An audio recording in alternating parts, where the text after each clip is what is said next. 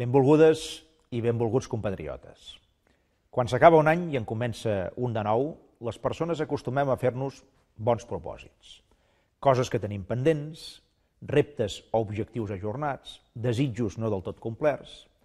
Els mateixos bons propòsits que ens fem les persones valen també per als països, en el nostre cas pel nostre país, per Catalunya. Si a cadascú de nosaltres ens preguntessin què és el que més desitgem, molts respondríem tenir salut, sentir-nos estimats i valorats, sentir-nos útils i tenir una feina que ens agradi i que estimuli les nostres capacitats. Això mateix ho traslladaríem als nostres familiars i als nostres amics. Què respondríem, en canvi, si la mateixa pregunta ens la fessin sobre el nostre país? Probablement diríem que desitgem una Catalunya pròspera, capaç de generar riquesa, benestar i feina, una Catalunya capaç de reforçar la cohesió de la seva societat, procurant evitar ferides que després provoquin malalties més greus, una Catalunya, diríem, capaç de garantir una igualtat d'oportunitats real per als seus ciutadans i, sobretot, capaç d'ocupar-se de les persones més febles i més exposades a les inclemències econòmiques i socials dels temps que vivim. També desitjaríem, en paraules de Salvador Espriu, del que l'any que ve celebrarem el centenari del seu naixement, una Catalunya, deia ell, neta i noble, culta, rica, lliure, desvetllada i feliç, a imatge i semblança d'altres països que el poeta observava, deia ell també, nord enllà. I molts desitjaríem, a més, una Catalunya que pogués exercir la seva plena llibertat i en la que tota la ciutadania pogués decidir lliurement i en pau el nostre futur com a nació. Es podrà dir que molts d'aquests desitjos i bons propòsits per al nostre país estan lluny de la realitat que vivim i lluny també de l'horitzó dels propers temps.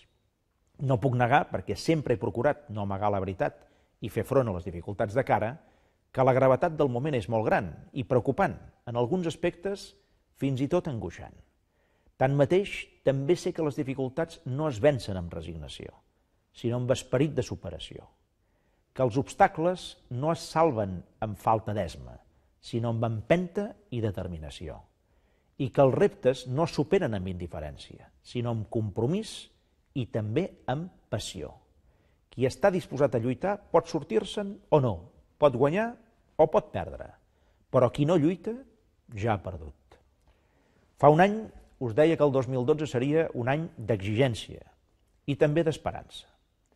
Segurament hi ha hagut més exigència que no pas esperança. Gairebé tots intuïm que l'any nou no serà senzill.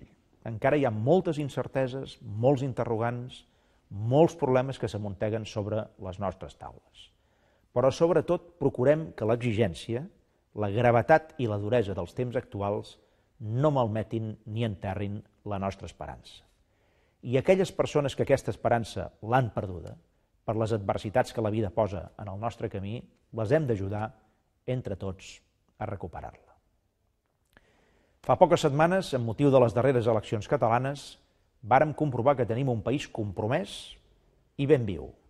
Un país divers, plural, conscient del moment i il·lusionat amb el futur.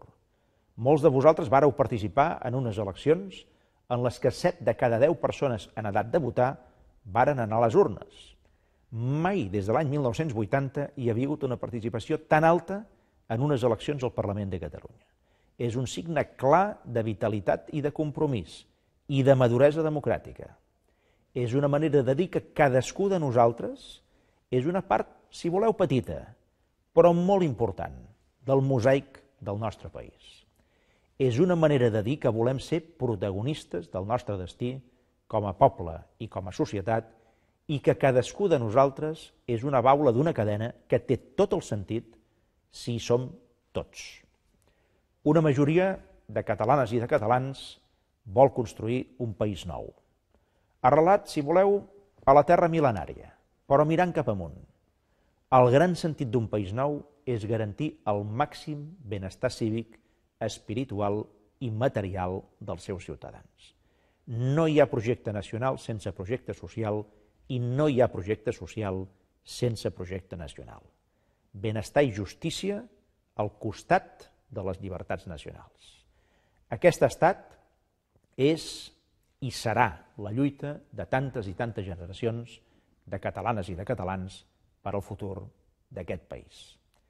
Encarem ara pàgines transcendents de la nostra història i ho fem amb el convenciment que ens portarà a viure en un país millor i que és el nostre deure i la nostra responsabilitat deixar a les futures generacions un país del que es puguin sentir ben orgullosos.